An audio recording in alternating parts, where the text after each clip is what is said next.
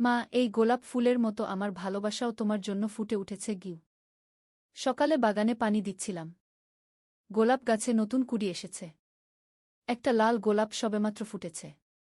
ছেলে অফিস যাওয়ার আগে বাগানে এল। মা, দেখো কি সুন্দর গোলাপ। হ্যাঁ, আজ সকালেই ফুটেছে গিউ। সে ফুলটা ছিঁড়ে আমার দিকে বাড়িয়ে দিল। এটা তোমার জন্য আমি হাসতে হাসতে নিলাম। ধন্যবাদ কিন্তু মা, এই ফুল দেওয়ার পেছনে একটা উদ্দেশ্য আছে কি উদ্দেশ্য?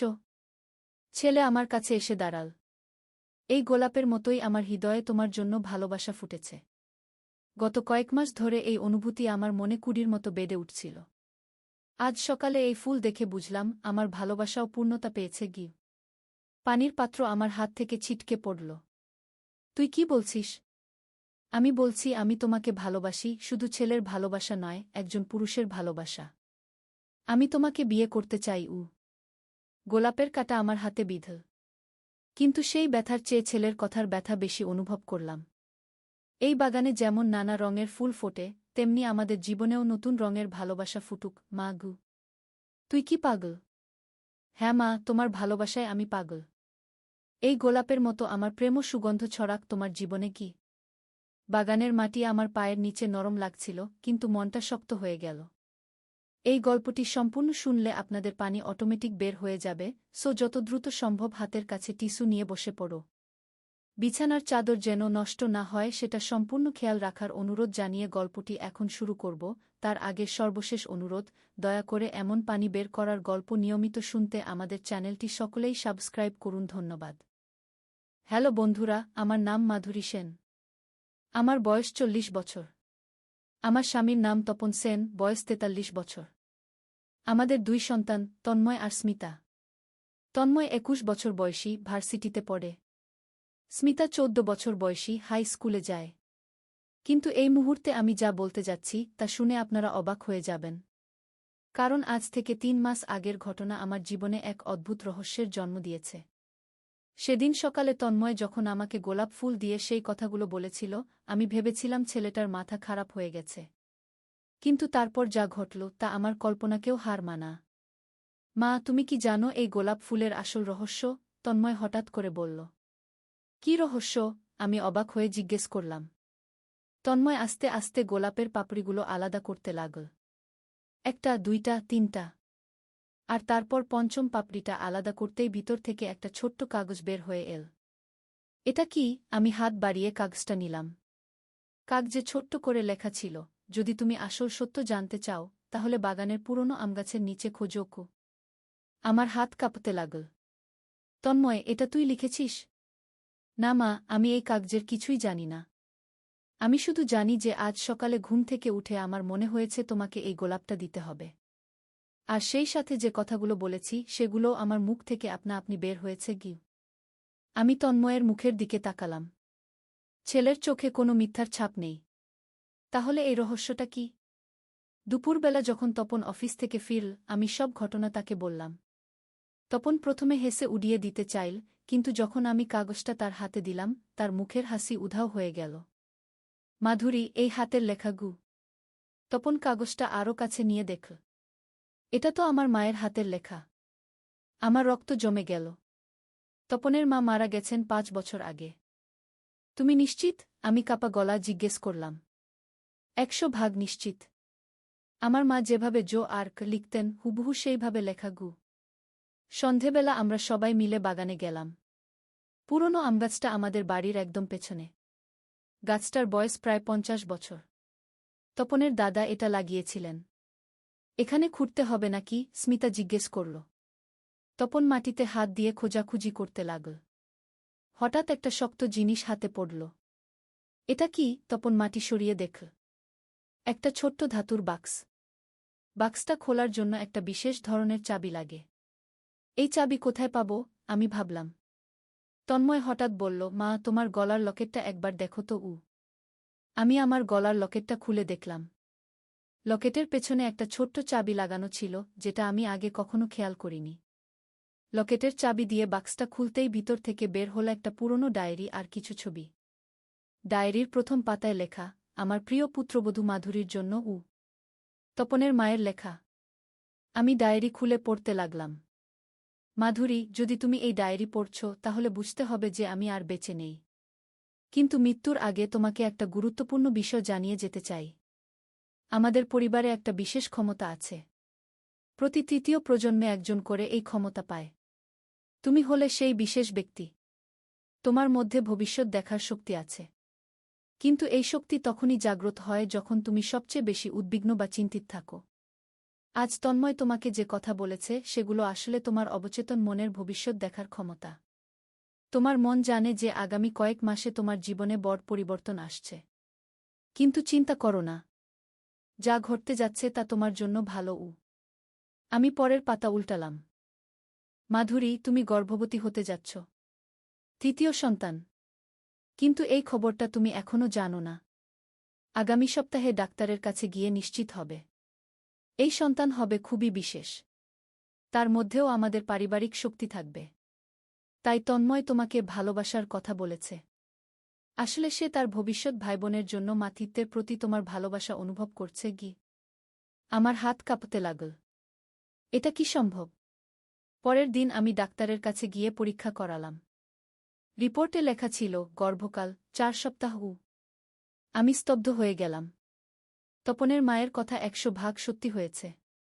কিন্তু রহস্য এখানেই শেষ নয়। ডায়েরির পরবর্তী পাতায় আরও অদ্ভুত তথ্য লেখা ছিল। মাধুরী, তোমার এই নতুন সন্তান জন্মের সময় একটা বিশেষ চিহ্ন নিয়ে আসবে। তার বাম হাতের তালুতে একটা ছোট্ট তারার মতো দাগ থাকবে। এই চিহ্ন মানে হল যে সে আমাদের পরিবারের সবচেয়ে শক্তিশালী ব্যক্তি হবে। তার মধ্যে ভবিষ্যৎ দেখার পাশাপাশি অতীতও দেখার ক্ষমতা থাকবে। কিন্তু এই শক্তি সে পাবে 21 বছর বয়সে।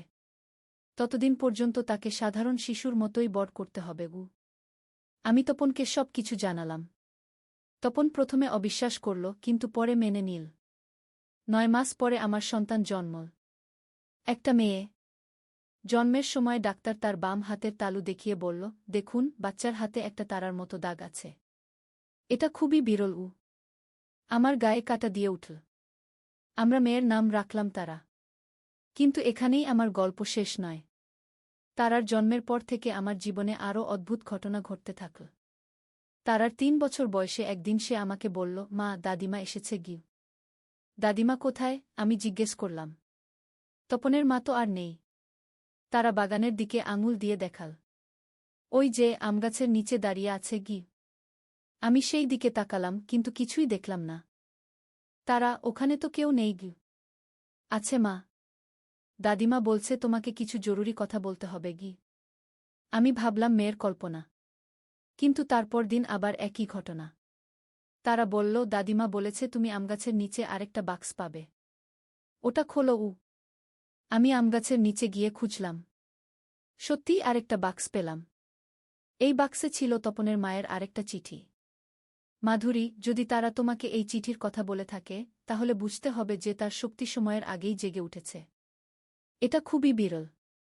সাধারণত এই শক্তি 21 বছর বয়সে জাগে, কিন্তু তারা ব্যতিক্রম। আমি তারার সাথে যোগাযোগ করতে পারি কারণ সে আমাকে দেখতে পায়। আত্মিক জগতের সাথে তার সংযোগ আছে। কিন্তু তুমি একটা বিষয়ে সাবধান থেকো। তারার এই শক্তি যেন কেউ ভুলভাবে ব্যবহার না করে। অনেক মানুষ এমন শক্তির জন্য লালায়িত থাকে। তাই তারার এই ক্ষমতার কথা কারো কাছে বলো না। এমনকি তন্ময় আর স্মিতার কাছেও না। আমি চিঠিটা পড়ার পর পুড়িয়ে ফেললাম। তারার 5 বছর বয়সে আরেকটা ঘটনা ঘটল। একদিন সে আমাকে বলল, মা, আগামীকাল বাবার একটা দুর্ঘটনা হবে। কিন্তু চিন্তা করো না, খুব বেশি আঘাত লাগবে না। আমি ভয় পেয়ে গেলাম। কী রকম দুর্ঘটনা? বাবা অফিস থেকে ফেরার সময় একটা গাড়ি এসে ধাক্কা দেবে। কিন্তু বাবা ঠিক সময়ে সরে যাবে, তাই শুধু পায়ে লাগবে।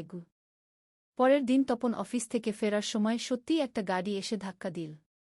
কিন্তু তপন ঠিক সময়ে সরে গেল, তাই শুধু পায়ে হালকা আঘাত লাগল। আমি তারার ক্ষমতায় আরও বিশ্বাস করতে লাগলাম। তারার 7 বছর বয়সে সে আমাকে বলল, মা, আমি অতীত দেখতে পারি। কিভাবে? আমি দেখতে পাচ্ছি যে দাদামশাই কিভাবে এই আমগাছটা লাগিয়েছিল। আর আমি এটাও দেখতে পাচ্ছি যে দাদিমা কেন এই সব চিঠি লিখেছিল। কেন লিখেছিল? দাদিমা জানতেন যে তার মৃত্যুর পর আমাদের পরিবারের রহস্য হারিয়ে যেতে পারে। তাই তিনি সব কিছু লিখে রেখে গেছেন গু। তারা আরও বলল, মা, আমি আরও একটা জিনিস দেখতে পাচ্ছি। এই বাড়িতে একটা গুপ্তধন আছে গি। গুপ্তধন? হ্যাঁ, দাদামশায় একটা টিনের বাক্সে অনেক সোনার গহনা আর টাকা লুকিয়ে রেখেছিল। সেটা আছে তোমাদের বেডরুমের মেঝের নিচে গি। আমি আর তপন সেদিনই বেডরুমের মেঝে খোঁড়াখুড়ি করলাম। সত্যি একটা টিনের বাক্স পেলাম। ভিতরে অনেক সোনার গহনা আর পুরনো টাকা। এই ঘটনার পর আমি বুঝলাম যে তারার ক্ষমতা শুধু ভবিষ্যৎ বা অতীত দেখা নয়, সে আত্মিক জগতের সাথেও যোগাযোগ করতে পারে। তারার ৮ বছর বয়সে একদিন সে খুব চিন্তিত হয়ে আমার কাছে এল। মা, আমি একটা খারাপ জিনিস দেখেছি। কি দেখেছিস? আগামী মাসে আমাদের এলাকায় একটা বড় আগুন লাগবে। অনেক বাড়িঘর পুড়ে যাবে। কোন দিন?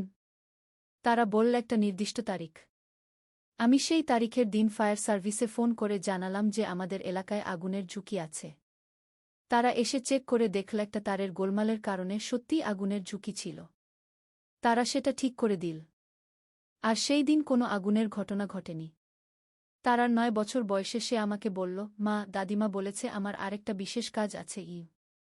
কি কাজ? আমি মানুষের হারিয়ে যাওয়া জিনিস খুঁজে দিতে পারি। কিভাবে? আমি শুধু সেই জিনিসের ছবি দেখলেই বলে দিতে পারি সেটা কোথায় আছে। কয়েকদিন পরেই এই ক্ষমতার পরীক্ষা হল। আমাদের প্রতিবেশী মিসেস শর্মা এসে বলল তার সোনার কানের দুল হারিয়ে গেছে। তারা তার হাত ধরে বলল, আন্টি, আপনার কানের দুল আছে রান্নাঘরের চুলার নিচে। মিসেস শর্মা গিয়ে দেখো সত্যিই দুলটা চুলার নিচে পড়ে আছে। এরপর থেকে এলাকার অনেক মানুষ তাদের হারানো জিনিস খোঁজার জন্য তারার কাছে আসতে লাগল। তারার ১০ বছর বয়সে একদিন সে আমাকে বলল, মা, আমি আর দাদিমাকে দেখতে পাচ্ছি না। কেন? দাদিমা বলেছে তার কাজ শেষ। আমি এখন নিজেই সব কিছু সামলাতে পারি। আর কোনো বার্তা দিয়েছে? হ্যাঁ, দাদিমা বলেছে যে আমি যখন ১৮ বছর বয়সে পা দেব, তখন আমার ক্ষমতা আরও বেড়ে যাবে। আর ২১ বছর বয়সে আমি সময় ভ্রমণ করতে পারব। আমার মাথা ঘুরে গেল। সময় ভ্রমণ? হ্যাঁ মা, আমি অতীতে বা ভবিষ্যতে যেতে পারব। কিন্তু শুধু দেখার জন্য, কিছু পরিবর্তন করার জন্য নয়। তারার ১১ বছর বয়সে আরেকটা অদ্ভুত ঘটনা ঘটল। একদিন সে স্কুল থেকে ফিরে এসে বলল, মা, আমাদের স্কুলের নতুন শিক্ষিকা মিস রহমানের একটা বড় সমস্যা আছে। কি সমস্যা? তার বাবা অসুস্থ, কিন্তু তিনি জানেন না। আর তার বাবা আগামী সপ্তাহে হার্ট অ্যাটাকে পড়বেন। কিন্তু যদি আজকেই ডাক্তারের কাছে নিয়ে যায় তাহলে বেঁচে যাবেন। আমি দ্বিধায় পড়ে গেলাম। মিস রহমানকে এই কথা বলা উচিত কি না? অবশেষে আমি সিদ্ধান্ত নিলাম। পরের দিন স্কুলে গিয়ে মিস রহমানের সাথে কথা বললাম। মিস রহমান, আপনার বাবার স্বাস্থ্য কেমন? ভালো তো। কেন জিজ্ঞেস করছেন? একবার ডাক্তার দেখিয়ে নিন। আমার মনে হচ্ছে তার চেকআপ দরকার। মিস রহমান প্রথমে আমার কথায় কান দিলেন না। কিন্তু আমি জোর করে বোঝালাম। ৩ দিন পরে মিস রহমান আমার কাছে এসে কাঁদতে কাঁদতে বললেন, আপা, আপনি আমার বাবার জীবন বাঁচিয়েছেন। ডাক্তার বলেছে তার হার্টে ব্লকেজ ছিল। আরও দেরি হলে বিপদ হতো। তারার ১২ বছর বয়সে সে আমাকে বলল, মা, আমি এখন মানুষের মনের কথাও শুনতে পারি। কি বলছিস? সত্যি মা। আমি বুঝতে পারি কে কি ভাবছে। এটা শুনে আমার ভয় লাগল। এত ক্ষমতা একটা মেয়ের মধ্যে। তারা আরও বলল, মা, চিন্তা করো না। আমি এই ক্ষমতা শুধু ভালো কাজে ব্যবহার করব। দাদিমা আমাকে শিখিয়ে দিয়েছে কিভাবে এগুলো নিয়ন্ত্রণ করতে হয়। তারার ১৩ বছর বয়সে একদিন তন্ময় আমার কাছে এসে বলল, মা, তারার মধ্যে কি কোনো বিশেষত্ব আছে? কেন? আমি খেয়াল করেছি যে তারা অনেক কিছু আগে থেকেই জানে। আর সে যা বলে তা সব সত্যি হয়ে যায়। আমি তন্ময়কে কিছু বললাম না। কিন্তু বুঝলাম যে তারার ক্ষমতা আর গোপন রাখা যাবে না। সেদিন রাতে তারা আমার কাছে এসে বলল, মা, তন্ময় ভাইজা আমার ক্ষমতার কথা সন্দেহ করছে। কিন্তু তুমি তাকে কিছু বলো না। আমি নিজেই সামলাব। পরের দিন তারা তন্ময়কে বলল, ভাইজা, আপনি আগামীকাল পরীক্ষায় গণিতে ৮-৭ পাবেন। তন্ময় হেসে বলল, সত্যি? তুই কিভাবে জানিস? জানি তো। আর আপনার বন্ধু রাজু ভাইজা আপনাকে একটা সারপ্রাইজ গিফট দেবে। পরের দিন তন্ময় পরীক্ষা সত্যিই গণিতে ৮-৭ পেল। আর তার বন্ধু রাজু তাকে একটা কলম উপহার দিল। তন্ময় অবাক হয়ে তারার কাছে এল। তারা, তুই সত্যিই ভবিষ্যৎ দেখতে পারিস? তারা মাথা নাড়ল। হ্যাঁ ভাইজা। কিন্তু এটা আমাদের পরিবারের গোপন বিষয়। কারো কাছে বলবেন না গি। তন্ময় কথা দিল। তারার 14 বছর বয়সে সে আমাকে বলল, মা, আমি স্বপ্নে দেখেছি যে আমাদের এলাকায় একটা বড় ভূমিকম্প হবে। কিন্তু চিন্তা করো না, কেউ মারা যাবে না গি। কবে হবে? তারা একটা তারিখ বলল। সেই তারিখের দিন সত্যিই ভূমিকম্প হল। কিন্তু খুব বেশি ক্ষতি হল না। তারার 15 বছর বয়সে সে আমাকে বলল, মা, আমি এখন অন্য মানুষদের স্বপ্ন দেখতে পারি। মানে? মানে হলো কেউ রাতে যে স্বপ্ন দেখে সেই স্বপ্ন আমি দেখতে পারি গু। এই ক্ষমতা দিয়ে তারা অনেক মানুষের সমস্যার সমাধান করতে লাগল। কারণ মানুষের স্বপ্নে অনেক সময় তাদের অবচেতন মনের চিন্তা প্রকাশ পায়। তারার 16 বছর বয়সে একটা বড় ঘটনা ঘটল। এলাকার একটা ছোট মেয়ে হারিয়ে গেল। সবাই খোঁজাখুঁজি করেও পেল না। তারা আমাকে বলল, মা, আমি মেয়েটাকে দেখতে পাচ্ছি। সে বেঁচে আছে। এলাকার বাইরে একটা পুরনো বাড়িতে লুকিয়ে আছে গি। আমরা পুলিশকে জানালাম। পুলিশ তারার দেওয়া ঠিকানায় গিয়ে মেয়েটাকে খুঁজে পেল। এই ঘটনার পর তারার খ্যাতি ছড়িয়ে গেল। অনেক দূর দূরান্ত থেকে মানুষ এসে তারার সাহায্য চাইতে লাগল। তারার 17 বছর বয়সে সে আমাকে বলল, মা, আমি এখন অন্য গ্রহের সাথেও যোগাযোগ করতে পারি। কি বলছিস? মা, আমি দেখতে পাচ্ছি যে মহাকাশে অন্য প্রাণী আছে। তারা আমাদের সাথে যোগাযোগ করার চেষ্টা করছে গি। আমি ভাবলাম এটা হয়তো তারার কল্পনা। কিন্তু কয়েকদিন পরে খবরের কাগজে দেখলাম যে বিজ্ঞানীরা মহাকাশ থেকে একটা অজানা সংকেত পেয়েছে। তারার 18 বছর বয়সে সে আমাকে বলল, মা, আমার ক্ষমতা এখন পূর্ণতা পেয়েছে। আমি এখন পৃথিবীর যেকোনো জায়গার যেকোনো ঘটনা দেখতে পারি। সত্যি? হ্যাঁ মা। আমি এখন জানি যে পৃথিবীতে কি কি ঘটতে যাচ্ছে। কিন্তু আমি শুধু সেই সব ঘটনা পরিবর্তন করব যেগুলো মানুষের ক্ষতি করবে গে। তারার 19 বছর বয়সে একদিন সে আমার কাছে এসে বলল, মা, আমি সিদ্ধান্ত নিয়েছি। আমি আমার ক্ষমতা দিয়ে মানুষের সেবা করব। কিভাবে? আমি একটা সংস্থা করব যেখানে হারিয়ে যাওয়া মানুষদের খোঁজা হবে, অপরাধীদের ধরা হবে, আর প্রাকৃতিক দুর্যোগের আগাম সতর্কতা দেওয়া হবে। তারার 20 বছর বয়সে তার সংস্থা গড়ে উঠল। আশা খু নামে। অনেক মানুষ এখানে কাজ করে। আর আজ তারার 21তম জন্মদিন। আজ সকালে তারা আমার কাছে এসে বলল, মা, আজ আমি সময় ভ্রমণ করব। কোথায় যাবি? আমি অতীতে যাব। দাদিমার সাথে দেখা করব। তার কাছ থেকে আরও কিছু জানার আছে কি? কি জানা? আমার মতো ক্ষমতাসম্পন্ন আরও কেউ আছে কি না পৃথিবীতে? যদি থাকে তাহলে আমরা মিলে আরও বড় কিছু করতে পারব। তারা আমার হাত ধরে বলল, মা, তুমি চিন্তা করো না। আমি ফিরে আসব। আর আমার ক্ষমতা দিয়ে পৃথিবীকে আরও ভালো করার চেষ্টা করব। আর ঠিক এই মুহূর্তে তারা চোখ বন্ধ করে ধ্যানে বসল। তার শরীর থেকে একটা উজ্জ্বল আলো বের হতে লাগল। আমি দেখলাম তারার শরীর ধীরে ধীরে অদৃশ্য হয়ে যাচ্ছে। কয়েক মিনিট পরে সে আবার দৃশ্যমান হল। মা, আমি দাদিমার সাথে দেখা করেছি। তিনি আমাকে একটা গুরুত্বপূর্ণ বিষয় জানিয়েছেন। কি বিষয়? পৃথিবীতে আমার মতো আরও 7 জন আছে। তারা বিভিন্ন দেশে আছে। আমাদের সবাইকে একসাথে কাজ করতে হবে। কারণ পৃথিবীতে একটা বড় বিপদ আসছে। কি বিপদ? প্রাকৃতিক দুর্যোগ। কিন্তু আমরা 8 জন মিলে সেই বিপদ ঠেকাতে পারব। তারা আমাকে জড়িয়ে ধরে বলল, মা, আমাকে এখন পৃথিবী ভ্রমণ করতে হবে। বাকি 7 জনকে খুঁজে বের করতে হবে। কতদিন লাগবে? 1 বছর। কিন্তু তুমি চিন্তা করো না। আমি প্রতিদিন তোমার সাথে মানসিকভাবে যোগাযোগ করব। আজ তারা বাড়ি ছেড়ে চলে গেছে। কিন্তু আমি জানি সে ভালো আছে। কারণ মাঝে মাঝেই তার কণ্ঠস্বর শুনতে পাই মনের মধ্যে। আর আজ তন্ময় যে কথাগুলো বলেছিল সেগুলো আসলে ছিল তার অবচেতন মনে তারার জন্য মাতৃত্বের ভালোবাসার প্রকাশ। কারণ তন্ময় জানত যে তারা একদিন বাড়ি ছেড়ে চলে যাবে পৃথিবীর মানুষের সেবা করতে। আর সেই গোলাপ ফুলের মধ্যেও লুকানো ছিল আমাদের পারিবারিক ইতিহাসের সূত্র। এই হল আমার জীবনের সবচেয়ে অদ্ভুত ও রহস্যময় গল্প।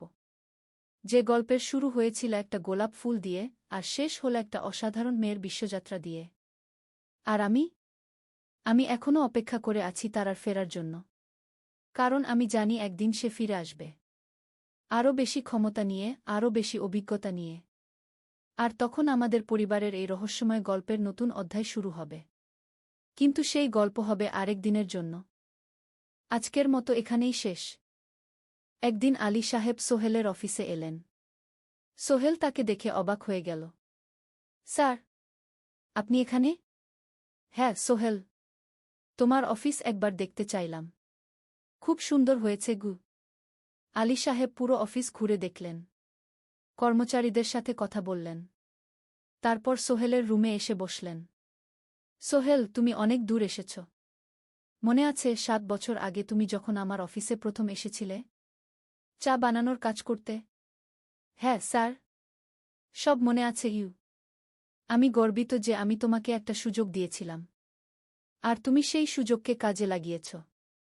জানো সফলতার মূল সূত্র কি? কি স্যার?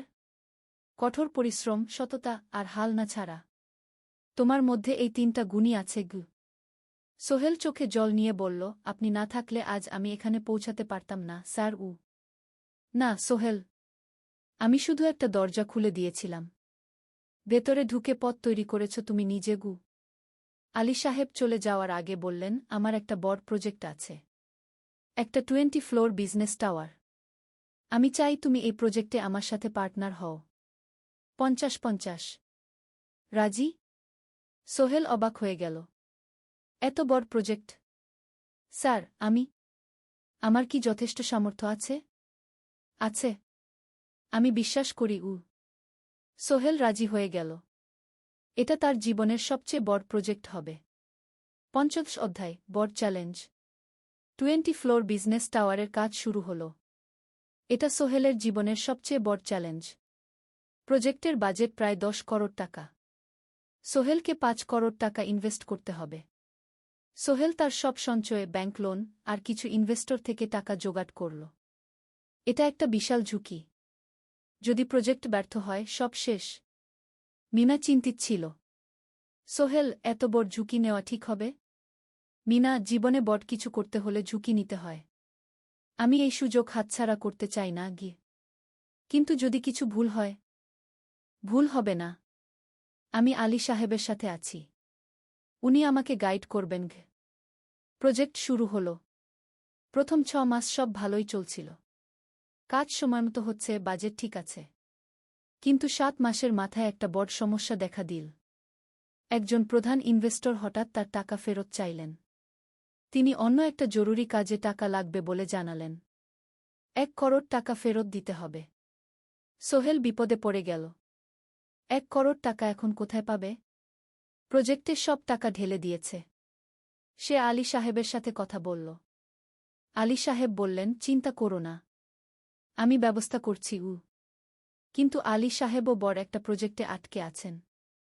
তার হাতে লিকুইড ক্যাশ নেই। সোহেল অন্য ব্যাংক থেকে লোন নেওয়ার চেষ্টা করল। কিন্তু ব্যাংক বলল, ইতিমধ্যে তার অনেক লোন আছে, নতুন লোন দিতে পারবে না। সোহেল রাতে ঘুমাতে পারছিল না।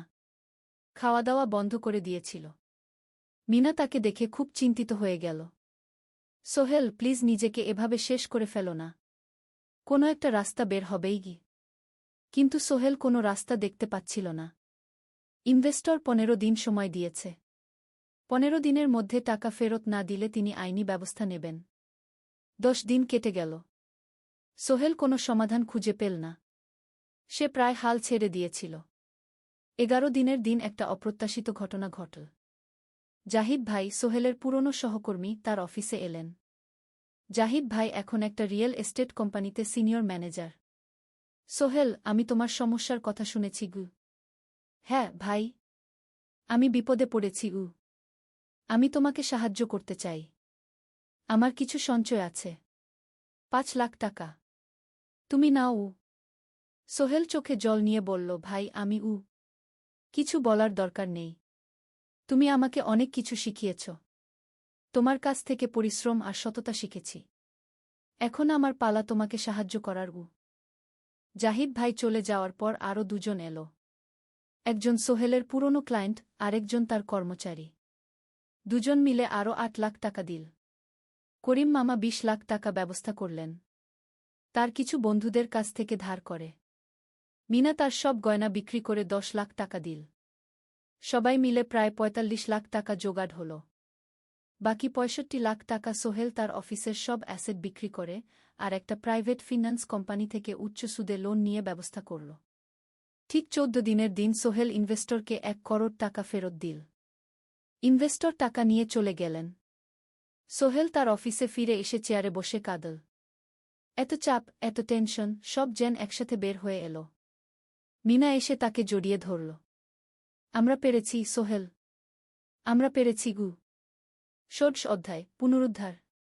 এই ঘটনার পর সোহেল আরও সাবধান হয়ে গেল। সে বুঝল ব্যবসায় শুধু সাহস নয়, বুদ্ধিও লাগে। ঝুঁকি নিতে হয়, কিন্তু হিসাব করে। প্রজেক্ট চলতে থাকল। এবার সোহেল আরও সতর্কতার সাথে সবকিছু পরিচালনা করল। প্রতিটা খরচ হিসাব করল, প্রতিটা সিদ্ধান্ত ভেবেচিন্তে নিল। আরও ১ বছর পর 20 ফ্লোর বিজনেস টাওয়ার সম্পন্ন হল। চমৎকার বিল্ডিং, শহরের অন্যতম সুন্দর ভবন। বিল্ডিংয়ের উদ্বোধন অনুষ্ঠানে শহরের মেয়র এলেন। অনেক ব্যবসায়ী, সাংবাদিক এল। সোহেলের নাম পত্রিকায় ছাপা হল। স্বপ্নের শহরে এক তরুণ উদ্যোক্তার সফলতার গল্পও। প্রজেক্ট থেকে সোহেলের নাম